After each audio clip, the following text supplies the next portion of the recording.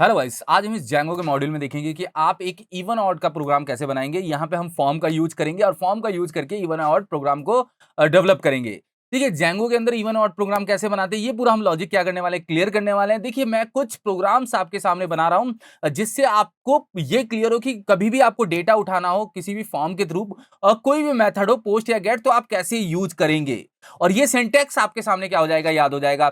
इससे आपकी क्या हो जाएगी, प्रैक्टिस हो जाएगी फॉर्म के ऊपर डेटा गेट करने की, डेटा टेम्पलेट पे भेजने की। ये सारी चीजें आपको क्लियर पता चल जाएगा।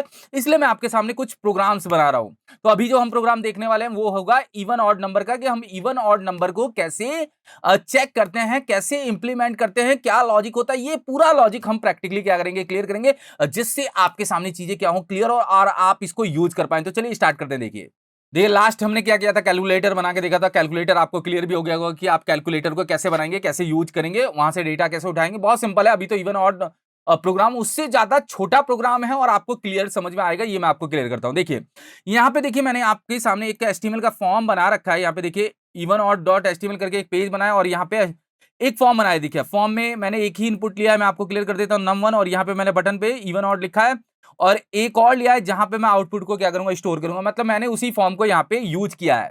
अब देखिए इसके लिए हम क्या करते हैं, सबसे पहले एक यूआरएल बना लेते हैं। देखिए यूआरएल बनाने के लिए आप कहां पे जाएंगे, urls.py पे। urls.py में यहाँ पे मैं जाता हूं और जो हमने कैलकुलेटर के लिए बनाया है, ऐसे ही मैं एक यहाँ पे बना देता हूं सेव इवन ऑड नंबर। देखिए यहाँ पे गया और मैं यहाँ पे बना देता हूं सेव इवन ऑड। ये मैंने एक यूआरएल बनाया और इसके फंक्शन को भी इसी नाम से बना दूंगा और इसको एक नेम भी दे देता हूं, जिससे मैं यूआरएल टैग के अंदर इसको यूज कर पाऊंगा। नाम भी मैंने यही दे दिया। तो मैं क्या करूंगा, इसको यहां से यूज करूंगा और जो मैंने एचटीएमएल का पेज बनाया था वहां पे इसको पास कर दूंगा। ये अपना फॉर्म है। देखिए फॉर्म में अगर मेथड नहीं दे रहे हैं तो मेथड तो दे दिया है आपने, अगर एक्शन नहीं देते हैं तो वो उसी को यूज करेगा। तो आपको इसको देने की जरूरत नहीं है, आप एक बार हटा दीजिए इसको। अगर आपको अपने अकॉर्डिंग कुछ एक्शंस परफॉर्म कराना था तब तो आप दे सकते थे, मगर आपको कोई एक्शन परफॉर्म नहीं कराना है तो आप इसको यहाँ पे क्या कर देंगे, छोड़ देंगे। अब मैं यहाँ से क्या करता हूँ, इस फंक्शन को views.py पे बना देता हूँ। ये डेफ करके है, डेफ, और यहाँ पे मैं गया और इस फंक्शन को मैंने यहाँ पे कॉलन करके डिफाइन किया और यहाँ पे रिक्वेस्ट को यूज कर लिया, क्योंकि रिक्वेस्ट पैरामीटर लेना पड़ेगा आपको। तो मैंने यहाँ पे रिक्वेस्ट पैरामीटर को क्या कर लिया, यूज कर लिया। अब मैं यहाँ पे क्या करूंगा, आप पूरे लॉजिक को इंप्लीमेंट करूंगा कि आप कैसे लॉजिक लगाएंगे, क्या प्रोसेस होगा, क्या तरीका होगा, ये पूरा हम क्या करेंगे, क्लियर करेंगे। तो सबसे पहले हम क्या करते हैं, इस पेज को रेंडर करा लेते हैं। जो अपना पेज है इवन ऑड डॉट एचटीएमएल, इसको रेंडर करा देते हैं। रेंडर कराते ही अपना पेज तो कम से कम दिखेगा। तो मैं यहाँ पे जाता हूँ और इस पेज को यहाँ पे मैं रेंडर करा देता हूँ। रेंडर अपना क्या होगा, पेज का नाम देखिए इवन ऑड डॉट एचटीएमएल जो मैंने बनाया, ये मैंने यहाँ पे क्या कर दिया, रेंडर कर दिया। रेंडर होते ही ये पेज को ओपन हो जाएगा और यहाँ से मैं मान लीजिए एक बार इसकी वैल्यू में 10 कर देता हूं, क्योंकि अभी मैं नॉर्मली क्या कर रहा हूं, पेज को रेंडर करा रहा हूं और आपके सामने दिख जाएगा। देखिए देखिए पेज का नाम आपने क्या कर रखा है, देखिए पेज का यूआरएल सेव इवन ऑड, और इस पे व्यूज का फंक्शन ये कॉल हो रहा है। आप इस यूआरएल को कॉपी करिए और यहाँ पे पास कर दीजिए। देखिए तो आपके सामने वो फॉर्म तो खुल जाएगा जिसपे अपने को इवन ऑड को चेक करना होगा। तो यहाँ पे देखिए एक इनपुट है और इसके बेसिस पे लॉजिक लगाना है और यहाँ पे बताना है कि ये इवन है या ऑड है। देखिए यहाँ पे जो 10 आ रहा है वो इसलिए आ रहा है क्योंकि हमने जो व्यूज की फाइल बनाई है और यहाँ पे जो सी में वैल्यू भेजी है वो 10 है। ये 10 अभी नहीं होगी, यहाँ पे इवन और ऑड जाएगा, कुछ ना कुछ एक जाएगा।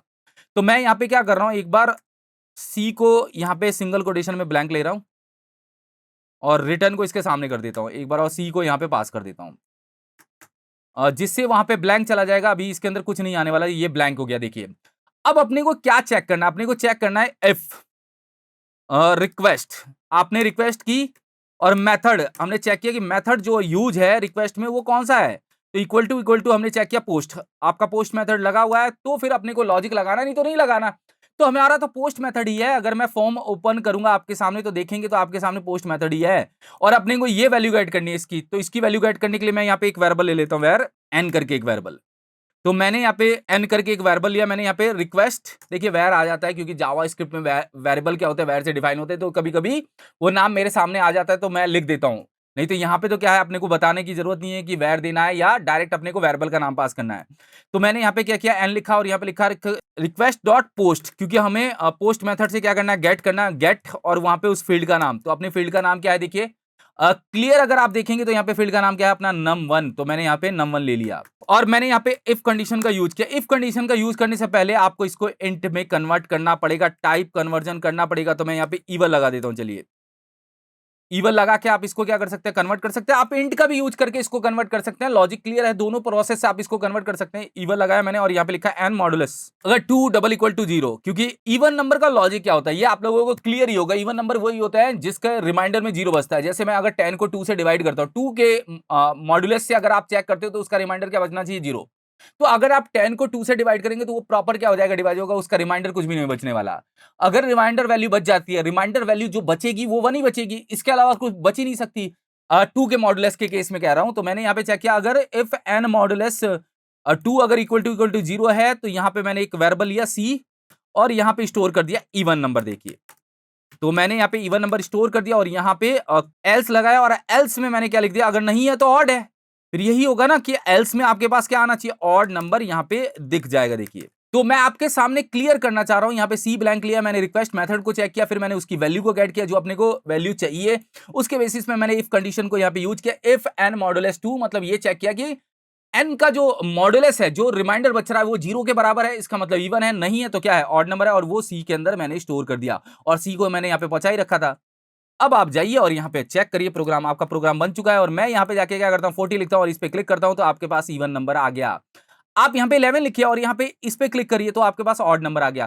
तो लॉजिक क्लियर है। देखिए मैं बस इस फंक्शंस को और इस पोस्ट मेथड को ज्यादा यूज क्यों कर रहा हूं, क्योंकि जिससे आप लोगों को सिंटेक्स याद हो जाए और जब आप काम करें तो आप लोगों को सोचना ना पड़े कि क्या लिखना है, और वो आप लिखना स्टार्ट कर दें। जो भी अपने को प्रोसेस बनाना है, जो भी लॉजिक को इंप्लीमेंट करना है, वो आपके सामने बना बनाया आ जाए। तो अभी के केस में हमने बस ये देखा कि हम एक प्रोग्राम कैसे बनाते हैं।